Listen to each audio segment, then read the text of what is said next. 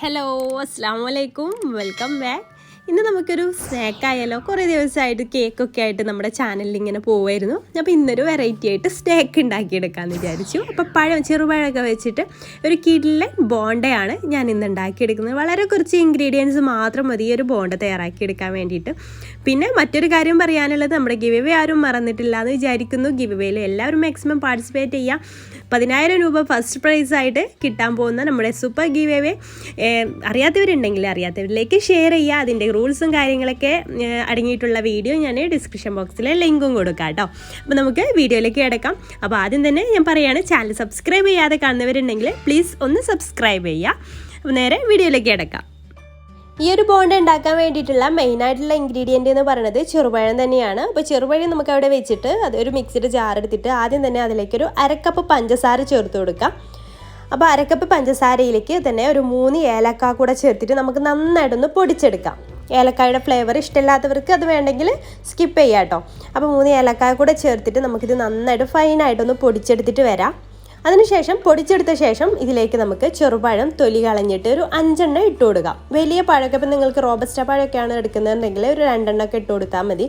അപ്പോൾ ഞാനിപ്പോൾ എടുത്തിട്ടുള്ളത് 2 എണ്ണോ അല്ലെങ്കിൽ 2.5 അങ്ങനെയൊക്കെ, ചെറുതാണെങ്കിൽ ഒരു 3 എണ്ണമൊക്കെ എടുക്കാം. അപ്പോൾ ഇതൊരു 5 എണ്ണം എടുത്ത് നമ്മൾ എത്രയാണോ പഴം എടുക്കുന്നത് അതിനനുസരിച്ചാണ് പിന്നെ നമ്മുടെ ബാറ്ററിൻ്റെ ആ ഒരു കൺസിസ്റ്റൻസി തീരുമാനിക്കുന്നത്. അപ്പോൾ ഇതിൽ 5 എണ്ണം ഞാൻ ഇട്ട് കൊടുത്തിട്ട് നന്നായിട്ടൊന്ന് ബ്ലെൻഡ് ചെയ്തെടുത്തിട്ടുണ്ട്. ഇനി അതൊരു ബൗളിലേക്ക് മാറ്റുക. ഇനി ഇതിലേക്ക് ആവശ്യത്തിനുള്ള മൈദ ചേർത്ത് കൊടുക്കാം. മൈദക്ക് പകരം നിങ്ങൾക്ക് വേണമെങ്കിൽ ഗോതമ്പ് പൊടിയും ചേർത്ത് കൊടുക്കാം കേട്ടോ. അപ്പോൾ ഞാൻ 1 കപ്പ് മൈദ എടുത്തിട്ടുണ്ട്. അതിൽ നിന്ന് കുറേശ്ശെ ഇട്ടിട്ട് നമുക്കിതൊന്ന് നന്നായിട്ടൊന്ന് മിക്സ് ചെയ്ത് കൊടുക്കാം. കട്ടയില്ലാതെ മിക്സ് ചെയ്തെടുക്കാം. അപ്പോൾ 1 കപ്പ് മുഴുവനായിട്ട് ഞാൻ ഇട്ട് കൊടുക്കുന്നുണ്ട്. ഇനി വേണമെന്നുണ്ടെങ്കിൽ നമുക്ക് വീണ്ടും ചേർത്ത് കൊടുക്കാം. അപ്പോൾ കുറേശ്ശെ എല്ലാം കൂടെ ഒരുമിച്ച് ഇട്ട് കൊടുക്കരുത്. അപ്പോൾ കുറേശ്ശെ ഇട്ടിട്ട് നമുക്കിതൊന്ന് മിക്സ് ചെയ്തെടുക്കാം. അപ്പോൾ ഇത് മിക്സ് ചെയ്തപ്പോഴും ഇത് കുറച്ച് ലൂസായിട്ടാണ് എനിക്ക് തോന്നിയിട്ടുള്ളത്. അപ്പോൾ നമ്മൾ എടുക്കുന്ന പഴത്തിൻ്റെ അളവിനനുസരിച്ചിരിക്കും ഇതിൻ്റെ ബാറ്ററിൻ്റെ കൺസിസ്റ്റൻസി എന്ന് പറയുന്നത്. അപ്പോൾ ഞാനൊരു 1/4 കപ്പ് മൈദ കൂടെ ഇതിലേക്ക് ചേർത്തിട്ടുണ്ട്. എന്നിട്ട് നന്നായിട്ടൊന്ന് മിക്സ് ചെയ്യാം. അപ്പോൾ ഇത് കറക്റ്റ് കൺസിസ്റ്റൻസി ആയിട്ട് എനിക്ക് കിട്ടിയിട്ടുണ്ട് കേട്ടോ. അപ്പോൾ 1/4 കപ്പാണ് ഞാൻ ഇതിലേക്ക് എടുത്തിട്ടുള്ളത്. അപ്പോൾ നമുക്ക് മിക്സ് ചെയ്യുമ്പോൾ തന്നെ അറിയാൻ പറ്റും. നമ്മളിത് മിക്സ് ചെയ്തതിന് ശേഷം ഒരു സ്പാച്ചിൽ ഉപയോഗിച്ചിട്ടൊക്കെ ഒന്ന് മിക്സ് ചെയ്തെടുക്കുന്ന സമയത്ത് ആ ഒരു ബൗളിൽ നിന്നിങ്ങനെ വേറിട്ട് ആ ഒരു ബാറ്റർ വരുന്ന ആ ഒരു പരുവാണ് നമ്മുടെ ഇതിൻ്റെ ഒരു കൺസിസ്റ്റൻസി എന്ന് പറയുന്നത്. ഇനി ഇതിലേക്ക് ഒരു പിഞ്ച് ഉപ്പ് ചേർത്ത് കൊടുക്കാം, മധുരം ബാലൻസ് ചെയ്യാൻ വേണ്ടിയിട്ട്. അതുപോലെ തന്നെ ഒരു 1/4 ടീസ്പൂൺ ബേക്കിംഗ് സോഡയും കൂടെ ചേർക്കുന്നുണ്ട്. ബേക്കിംഗ് സോഡ ചേർക്കുന്നത് നല്ല ബോണ്ടയുടെ ആ ഷേപ്പിൽ നല്ല പൊങ്ങി വരാനും സോഫ്റ്റായി കിട്ടാനും വേണ്ടിയിട്ടാണ് കേട്ടോ. എന്നിട്ട് ഇത് നന്നായിട്ട് തന്നെ മിക്സ് ചെയ്ത് കൊടുക്കുക. ഇത് കണ്ടോ, സ്പാച്ചിൽ വെച്ചിട്ട് മിക്സ് ചെയ്യുന്ന സമയത്ത് ആ ഒരു ബൗളിൽ നിന്ന് വിട്ടു പോരുന്ന ആ ഒരു രീതിയിലാവണം നമ്മുടെ ഒരു ബാറ്റർ കണ്ടോ. അപ്പോൾ നമ്മൾ ഓയിലിലേക്ക് ഇട്ട് കൊടുക്കുക, നമ്മുടെ കൈ വെച്ചിട്ട് ഇങ്ങനെ ഇട്ട് കൊടുക്കുന്ന ആ ഒരു ബോണ്ടയുടെ ഒക്കെ ആ ഒരു കൺസിസ്റ്റൻസി തന്നെയാണ് ഇതിനും വേണ്ടത്. അപ്പോൾ ഇതാ ഈ ഒരു കൺസിസ്റ്റൻസിയിലായി കിട്ടണം. എന്നിട്ടൊരു ചട്ടി വെച്ചിട്ട്, ഞാനിപ്പോൾ ഇരുമ്പിൻ്റെ ചട്ടിയാണ് എടുത്തിട്ടുള്ളത്, അതിലേക്ക് ആവശ്യത്തിനുള്ള ഓയിൽ ഒഴിച്ച് കൊടുത്തിട്ട് ഓയിൽ നന്നായിട്ട് ചൂടാക്കിയെടുക്കുക. നന്നായിട്ട് ചൂടാക്കിയ ശേഷം നമുക്കിതൊരു ലോ ടു മീഡിയം ഫ്ലെയിമിലേക്ക് ഇട്ട് കൊടുക്കണം. എന്നിട്ട് ഇതുപോലെ കൈ വെച്ചിട്ട് ബോണ്ടയ്ക്കൊക്കെ ചെയ്യുന്ന പോലെ ഇതുപോലെയാണ് ഫ്രൈ ചെയ്തെടുക്കേണ്ടത്. ഇതുപോലെ ഇട്ട് കൊടുത്തിട്ട് ഫ്രൈ ചെയ്തെടുക്കുക.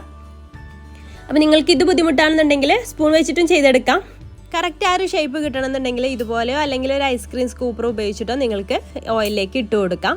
നിങ്ങളുടെ ഇഷ്ടത്തിനനുസരിച്ച് ചേർത്ത് കൊടുക്കുക. പിന്നെ നമ്മൾ ഹൈ ഫ്ലെയിമിൽ ഇട്ടാൽ പെട്ടെന്ന് തന്നെ അത് ബ്രൗൺ കളർ ആവും, ഉൾഭാഗം വെന്ത് കിട്ടില്ല. അപ്പോൾ അത് പ്രത്യേകം ശ്രദ്ധിക്കാം. ലോ ടു മീഡിയം ഫ്ലെയിമിൽ ഇട്ടിട്ട് വേണം ഇത് സാവധാനം കുക്ക് ചെയ്തെടുക്കാനായിട്ട്. തിരിച്ചും മറിച്ചൊക്കെ ഇട്ടിട്ട് എല്ലാ ഭാഗവും ഗോൾഡൻ ബ്രൗൺ കളർ ആവുന്ന വരെ നമുക്കിത് ഫ്രൈ ചെയ്തെടുക്കണം. ഇതിപ്പോൾ ഏകദേശം ആയിട്ടുണ്ട്. ഈ ഒരു പരുവാകുമ്പോൾ നമുക്ക് ഓയിലിൽ നിന്ന് മാറ്റാം. അധികം ഓയിലൊന്നും കുടിക്കാത്ത ഒരു സ്നാക്കാണിത്. നിങ്ങൾ ഓയിൽ പേടിച്ചിട്ട് ഇത് ഉണ്ടാക്കാതെ ഇരിക്കരുത്. നല്ല ടേസ്റ്റി ആയിട്ടും അതുപോലെ ഓയിൽ അധികം കുടിക്കാത്തതുമായിട്ടുള്ള ഒരു സ്നാക്കാണ്. അപ്പോൾ എല്ലാവരും ഒന്ന് ട്രൈ ചെയ്ത് നോക്കുക കേട്ടോ.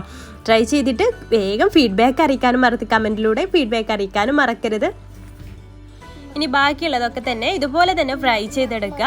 വീട്ടിലുള്ള കുറച്ച് ഇൻഗ്രീഡിയൻസ് മാത്രം വെച്ചിട്ട് നമുക്ക് എളുപ്പത്തിൽ ഉണ്ടാക്കാൻ പറ്റുന്ന ഈ ഒരു ബോണ്ടഡ് റെസിപ്പി നിങ്ങൾക്ക് ഇഷ്ടമായിട്ടുണ്ടെങ്കിൽ ലൈക്ക് ചെയ്യാനും ഷെയർ ചെയ്യാനും മറക്കരുത്. കണ്ടോ, അതിൻ്റെ ഉൾഭാഗമൊക്കെ നന്നായിട്ട് കുക്കായിട്ട് വന്ന് നല്ല സോഫ്റ്റായിട്ട് കിട്ടിയിട്ടുണ്ട്.